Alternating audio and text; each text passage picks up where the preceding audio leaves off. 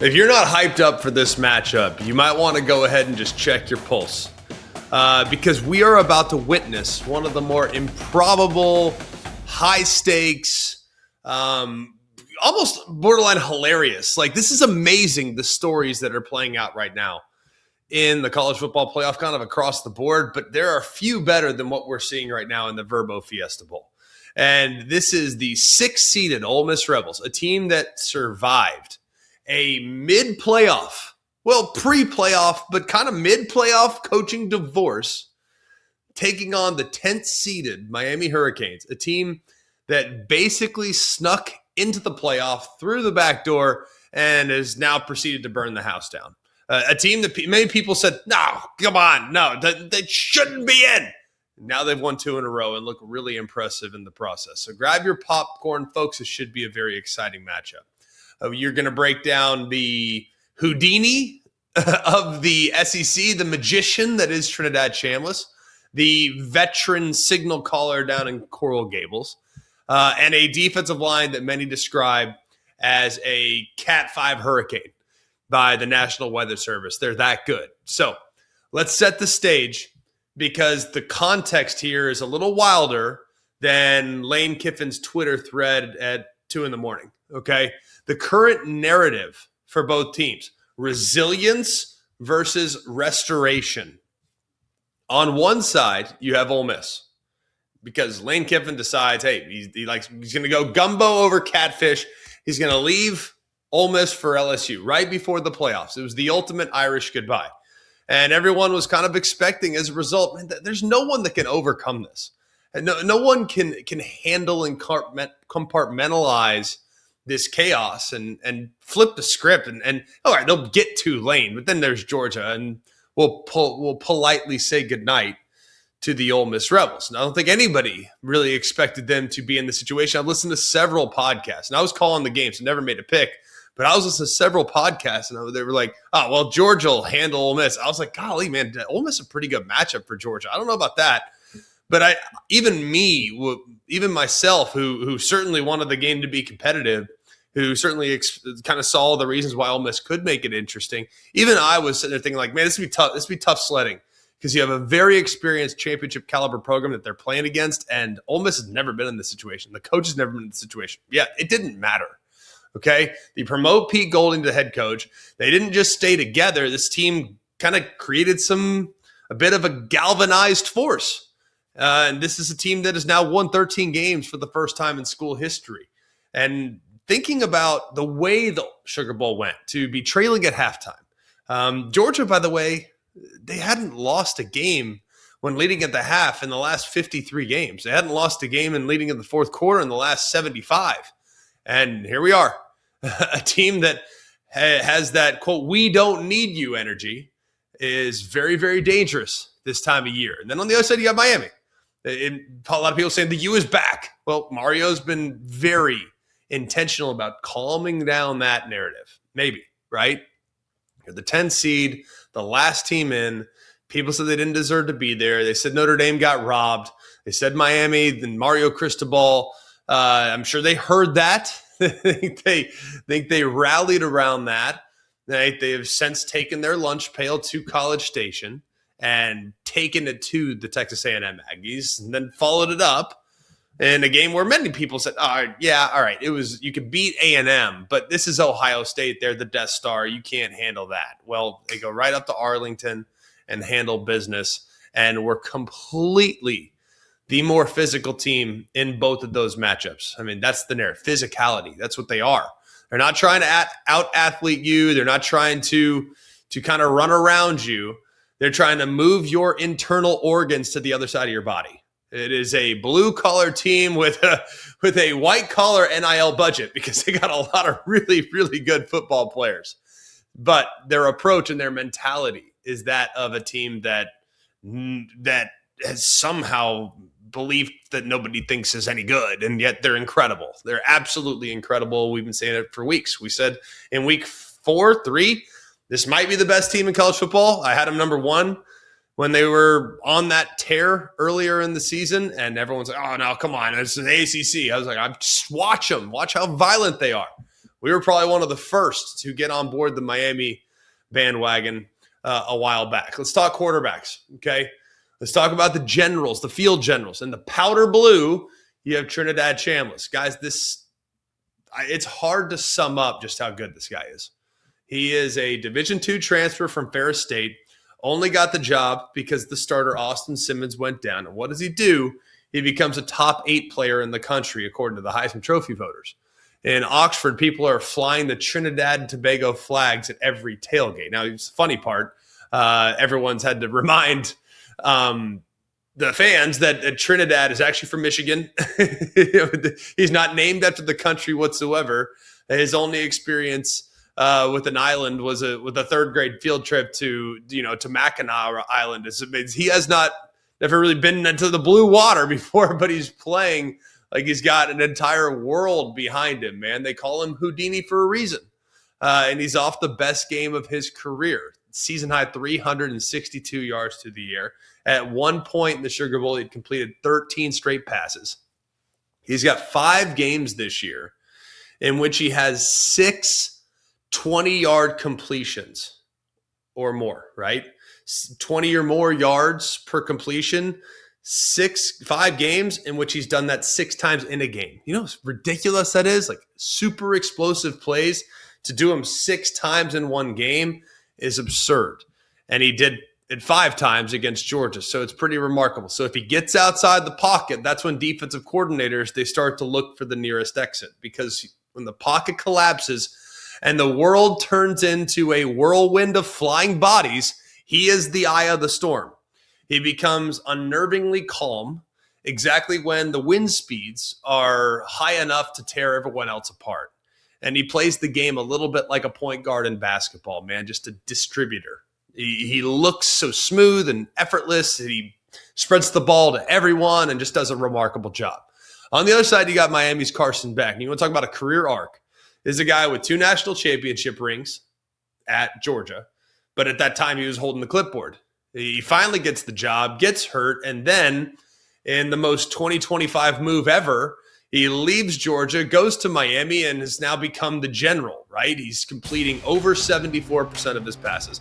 He's not the same level of flash as Trinidad Chambliss. You watch him and you watch Trinidad, there's going to be a lot more wow moments on Trinidad's tape. But there's plenty of wow in Carson Beck's tape as well. It's just different. It's decision-making. It's adjustments. It's efficiency. It's getting the ball out before a blitzing linebacker. And he's done a really nice job. And in the playoffs so far, he has just 241 passing yards and 2 touchdowns. One of those 2 touchdowns was on a jet sweep to Malachi Toney against Texas A&M. He had only 1 play that went for over 20 yards so far in the postseason. But the biggest stat so far, 0 interceptions. He isn't throwing the ball right now. That's not what he's doing, okay? He is performing open heart surgery on the secondary. He finds a 1-inch gap between a linebacker and a safety and slides the ball in with a scalpel's precision. I mean, he is very, very ruthlessly efficient right now and is making great decisions. And that's why they're in this position. He's not making mistakes. The defense has taken over. The run game has taken over. And he is managing their way through successful outcomes. Let's talk about the star power. This is a really good game from a weapon standpoint. For Ole Miss, it starts with Kewan Lacey. He's a sophomore All-American running back, 23 rushing touchdowns. He's the engine. And when he gets rolling, that's when the play action starts to open up for Harrison Wallace, who just went for a $156 against Georgia. He's got 894 on the season. He's kind of the vertical threat, very polished, and can make safeties and corners very concerned because he can beat you underneath and or over the top. But not to be overshadowed is Dijon Stribling. He's averaging 86 yards a game in the last 4 games, and he's coming off a season-high 122. They have 3 others, too, so they spread the ball around. I referenced that, with over 560 receiving yards. Deuce Alexander, Caden Lee, and the tight end Daquan Wright. Really solid core kind of across the board. For the Miami Hurricanes, it's all about Mark Fletcher. He's 225 pounds of get out of my way. I mean, that's what he is.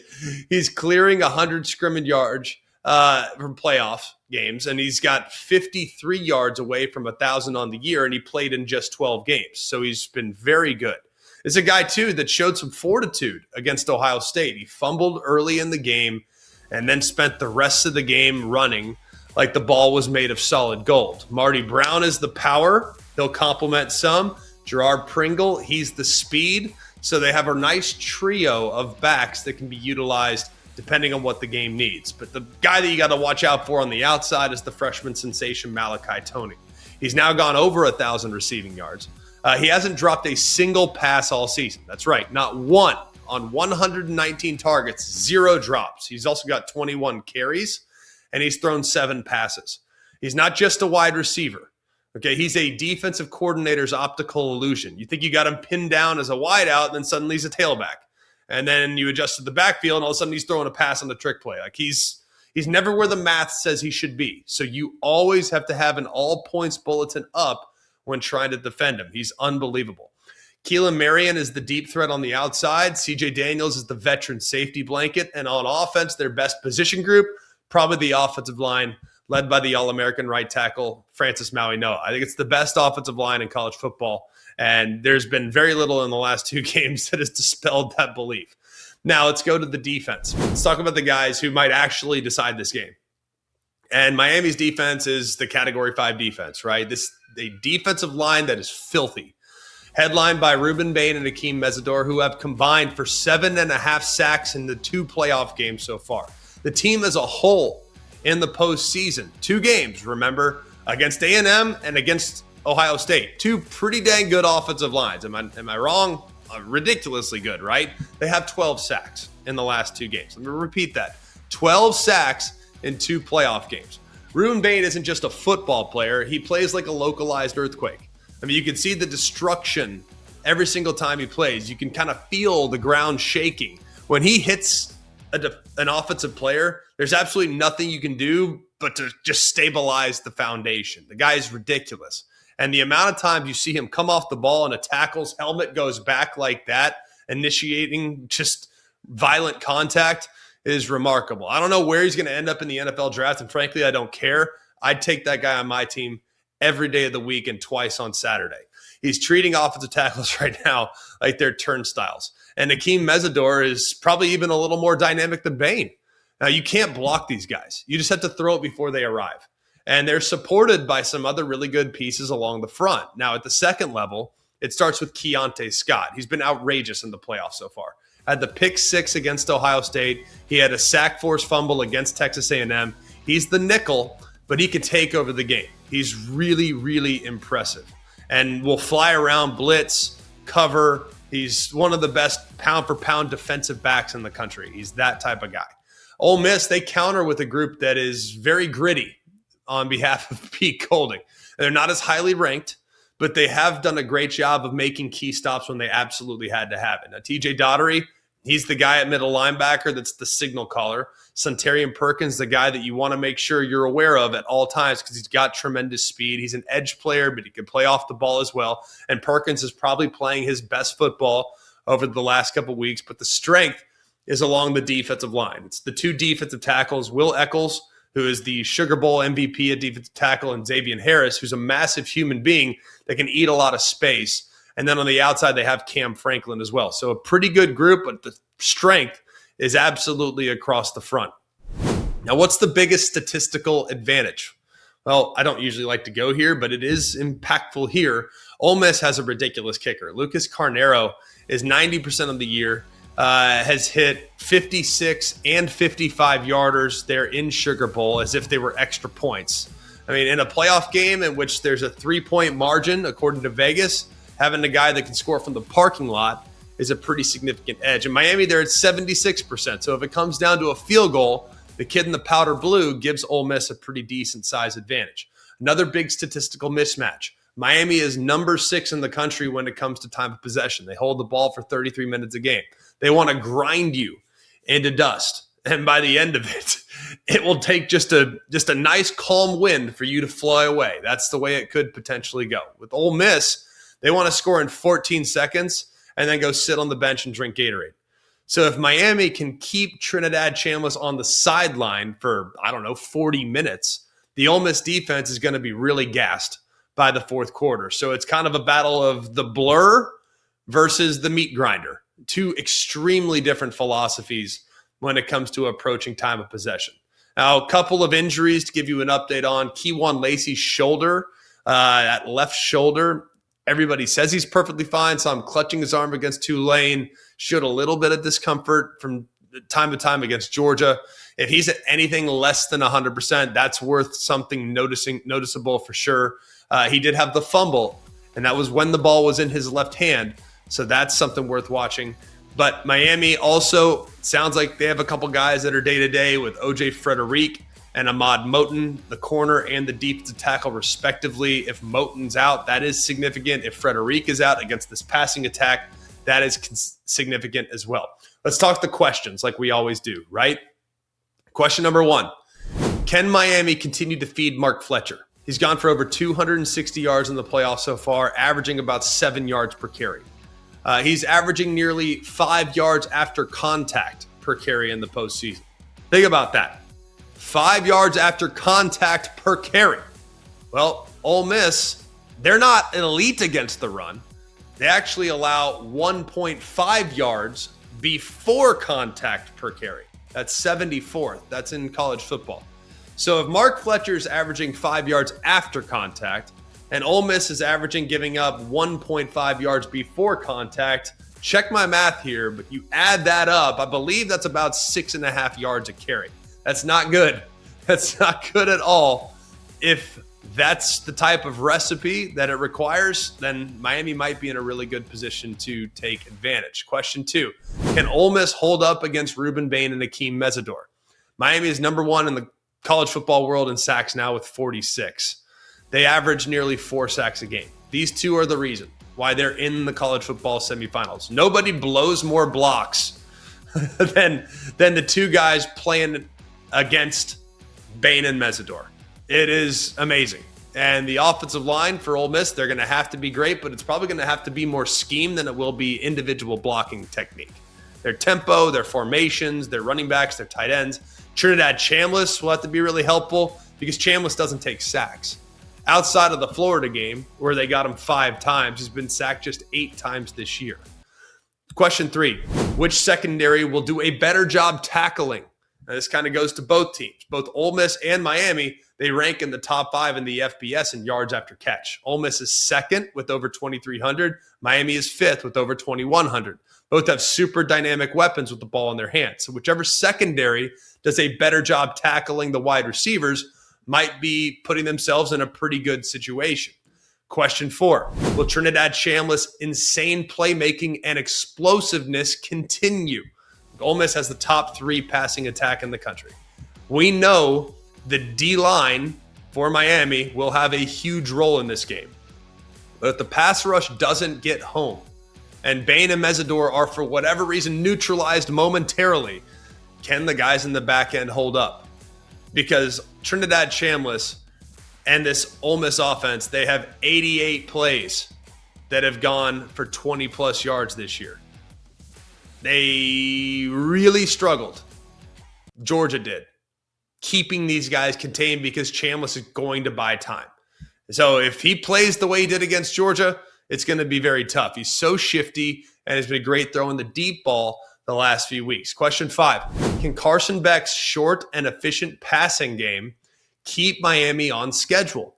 Miami averages just 7 yards downfield per attempt. That's 120th. So they love screens. They love short throws. They love quick game. It's very efficient, and its completion percentage of nearly 75% kind of keeps the chains moving.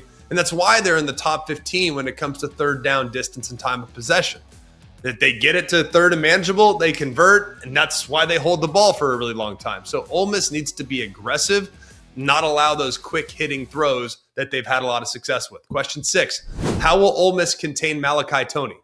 The running game for Miami, that's their anchor, right? He's kind of keeps the offense steady and grounded during the storm. Well, Malachi Toney, he's their sail. He's the reason the team can catch a breeze and move 50 yards in 5 seconds. And Texas A&M and Ohio State did a great job with Malachi Toney. Against the Aggies, he had 5 for 22. Against Ohio State, he had 5 for 16. So the blueprint to take him away is out there. But others have kind of stepped up, and he's been a successful decoy at times when it comes to the route concept. So expect Ole Miss to employ a bracket on him throughout. Question 7, which style of play wins out? Referenced this already. These two teams could not play different brands of football. Ole Miss snaps it every 23 seconds. It's a top 10 pace. Miami snaps it well over 25 seconds. That's the 16th slowest. Ole Miss wants this game to become a track meet. Miami wants this to become a bare knuckle brawl. Which style wins out? Because that will determine who's going to win the game. Question 8, will Miami have another really clean performance?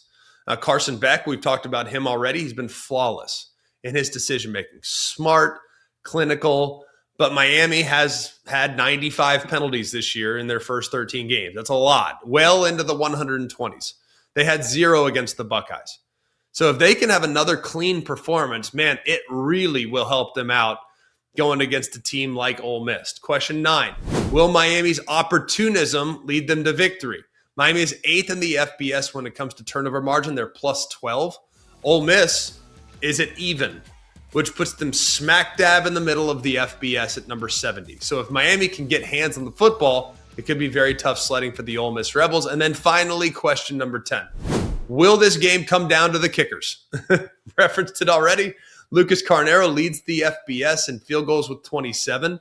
He's 27 to 30 this year. Carter Davis for Miami is 16 of 21, but 3 of those 5 misses came against Texas A&M in a tornado. Both are very solid, but it'd be hard not to side with Ole Miss if it becomes a field goal fest. All right, let's wrap this thing up. My final take, I think we're looking at a classic. Miami wants this game to be 20-17 at the very most. Ole Miss wants this game to be 45-42. I love the contrast. I love the matchup, but I am taking the Miami Hurricanes to win this game 28-23. I think their physicality will give them a slight edge, and I really believe it was the 2 defensive ends that might be able to take over the game. I don't think the Rebels have seen anything like they're going to see when taking on Bain and Mesidor. I believe the Canes cover, and I also lean towards it be a slightly lower scoring game, naturally. Because if you like the Canes, you probably like the under as well.